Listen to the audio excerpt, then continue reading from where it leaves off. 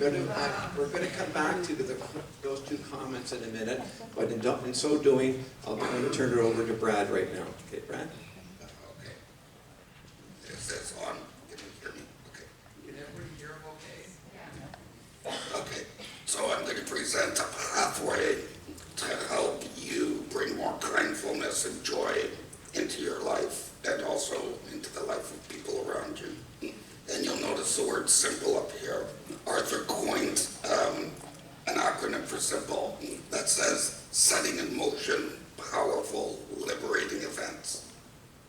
Spiritual energy is simple.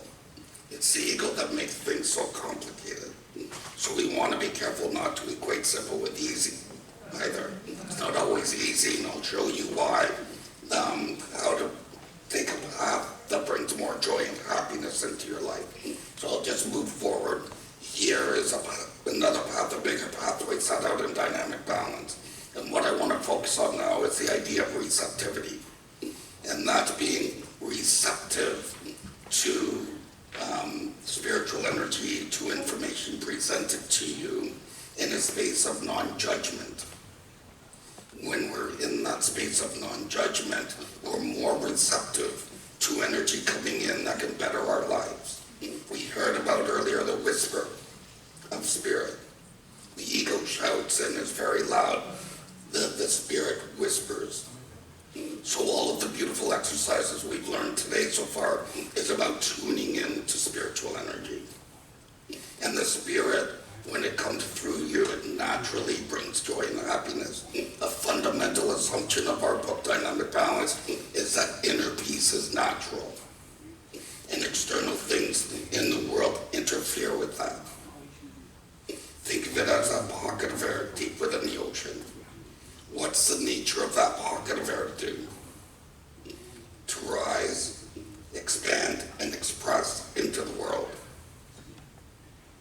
It's easy enough to stop that, to put an obstacle in front of its ascent.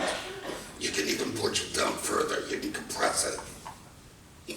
But there's one thing you can't do.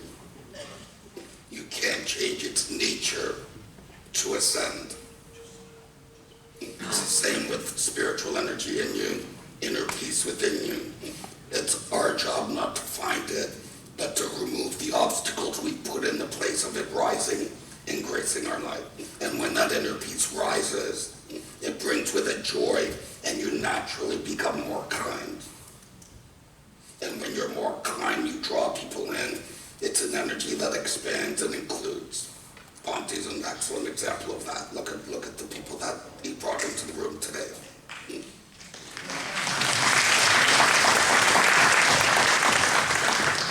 Okay, what gets into the way of that? See on this slide in the receptivity, it's that big white screen behind there. And we have vicarious transformation and vicarious trauma because we all, in some ways, are traumatized by the things that are happening in the world. It's not so easy to go up onto a mountain and tune everything out. Right? So we're always being bombarded by a lot of negative energy and a lot of things that are happening in the world. Let's see if you know this word. Anybody ever heard of the word trigger? Anybody ever been triggered? Yeah, me too. What happens when we're triggered? It can lead to a reaction. And when we react, we tend to move forward in harmful ways. And a reaction, if you think about emotional trauma, it's energy. If it's repressed energy within us, it needs a way of expressing, and it will express. So when something happens in the external world that activates our emotions, it can carry all kinds of other emotions that haven't been processed and expressed, often even from childhood. So that person that cut you off on the road or looked at you sideways or said something you didn't like can now build a pathway for all those other emotions to come through. And we can overreact, or we can look at it as we can reenact old traumas. Kind of what karma means, doesn't it? So when we're on this pathway, we're on automatic. Now, our our joy, our inner peace, is now contingent on what's happening outside of us. And that can lead us to a state of koinonatski. And that's a Hopi word that means life out of balance, life in turmoil, life in chaos. And the Hopi are an indigenous group of people in southwestern U.S. Think about that word. Just go on any social media site and you can see that people are on this stream. In psychology, they call that an external locus of control. My life is controlled by something outside of me. And that doesn't feel very good. That means I've lost all my power. And what that can do is confine our spirit. And this is a painting by Randall Charboneau, who is now in the spirit world, an Indigenous painter. And that's confined spirit. Now our spirit can't help us. That whisper, we don't hear that whisper because of the noise in the external world, the interference. So what's the answer to that? We need to transform that trigger into an insight. An insight tells us that this emotion is within me.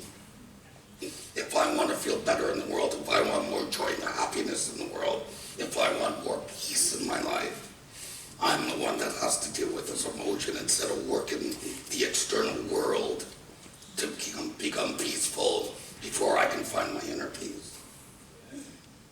What are the chances of that happening within the next 50 years? So when I have the insight that this is my emotion, I can respond. We heard of the word respond earlier, very eloquently stated that I like to use the word as a martial artist. I like to use the word response-able, because responsible has a negative connotation for a lot of people.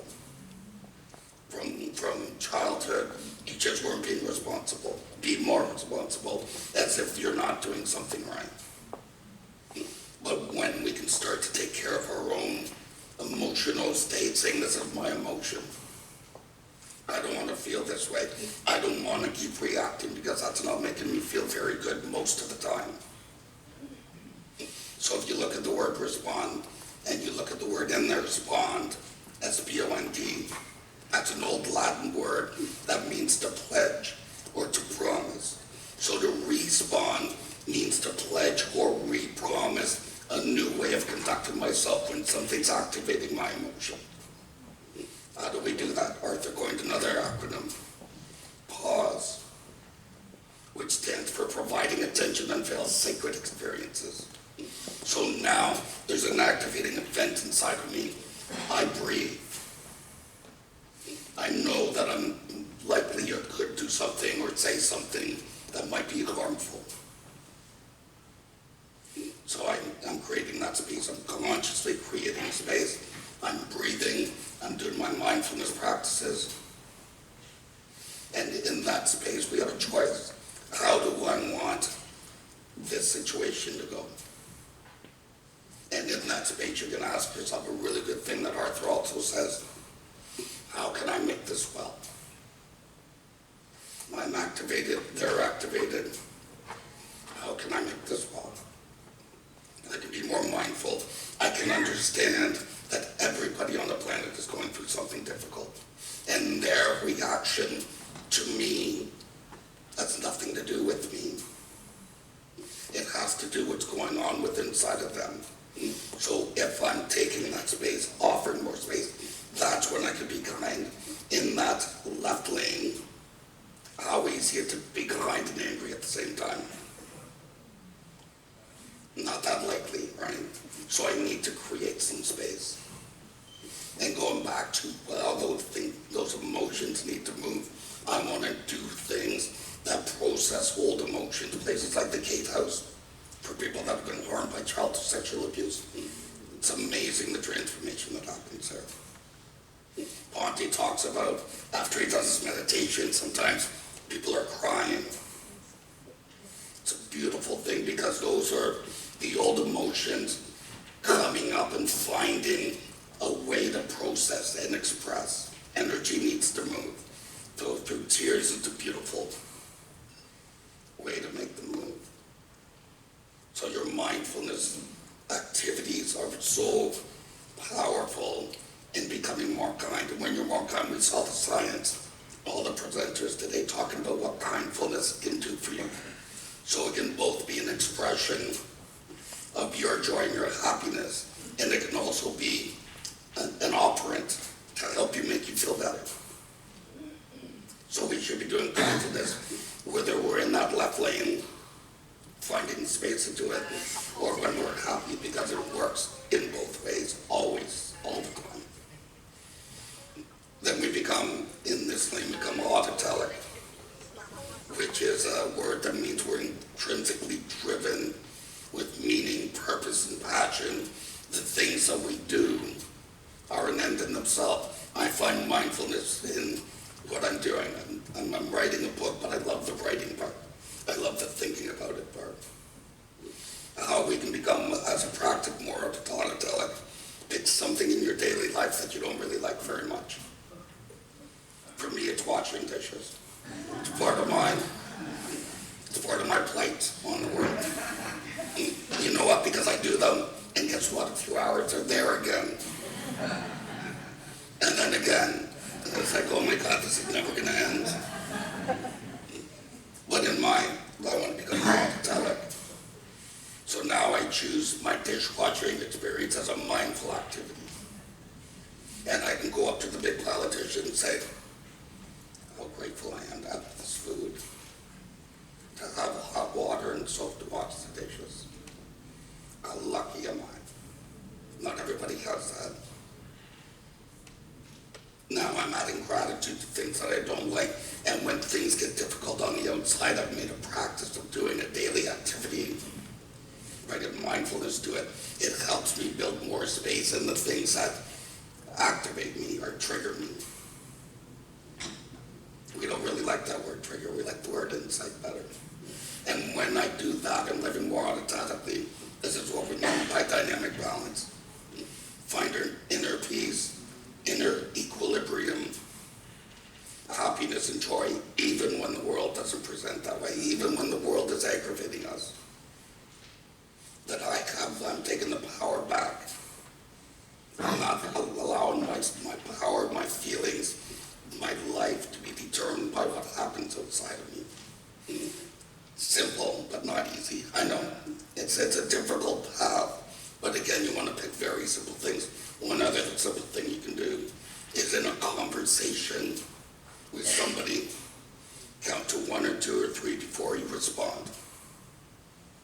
At the gatehouse, we say there's a big difference between listening and waiting to speak.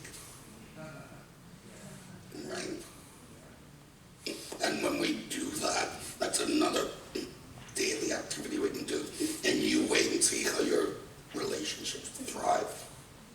Because you're present, you're connected, you're allowing them to say more if you want, and they really feel like you heard them if that little pause, 2 seconds. Try it out for a little bit. That's the practice. So when things get really tough on the outside, you've made a daily practice that you're breathing, you're naturally breathing first instead of tightening up. And that we turn into an internal locus of control, and that frees our spirit.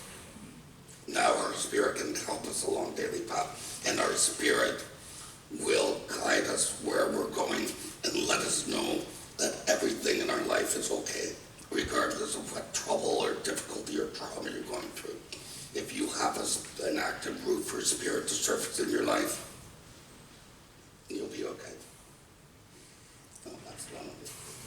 Just leaving the paintings up there for a minute, just look at those paintings for a minute, 30 seconds even. And can somebody just call out a word that you feel or experience when you look at those 2 paintings? Anybody at all, just say something about what you see there. Freedom. Freedom, beautiful, beautiful.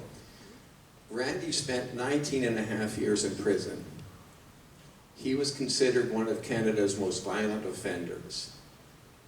He spent 7 years in segregation, total, cumulative. When he came out of prison, when we first met, the second day he came out of prison, he actually went over to a tree and hugged it. He hugged a tree, and I said, "What's wrong with me?" He can hug me too.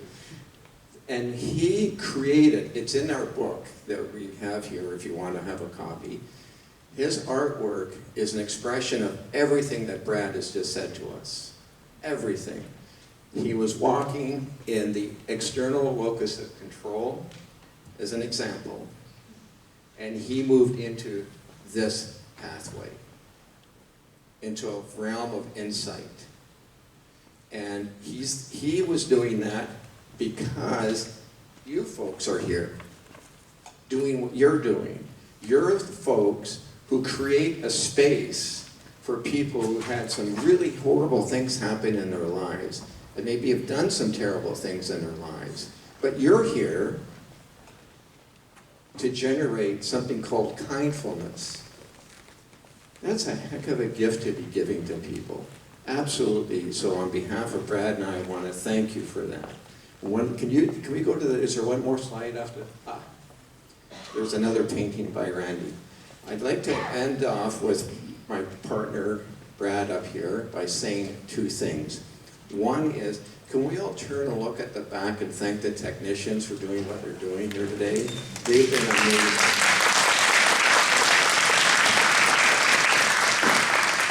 And I know when I'm doing presentations, I rarely stand in one spot, so I apologize if I'm climbing all around.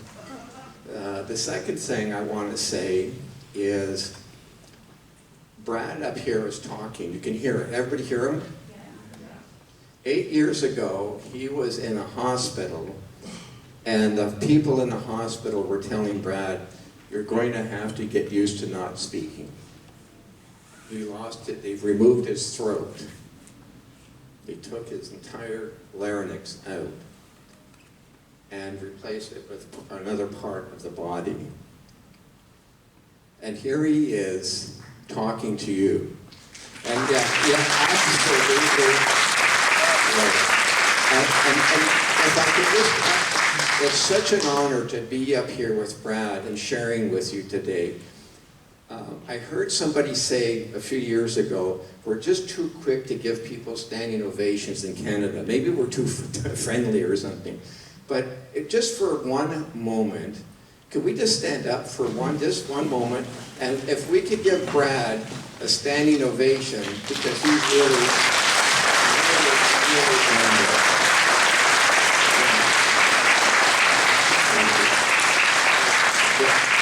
And so thank you for being here, Bonte. Thank you for inviting us, and thank you for being on the planet to all of you. And if you want to see about the book that we have, it's just out here out there, out those doors. Thanks a lot. Have a great afternoon.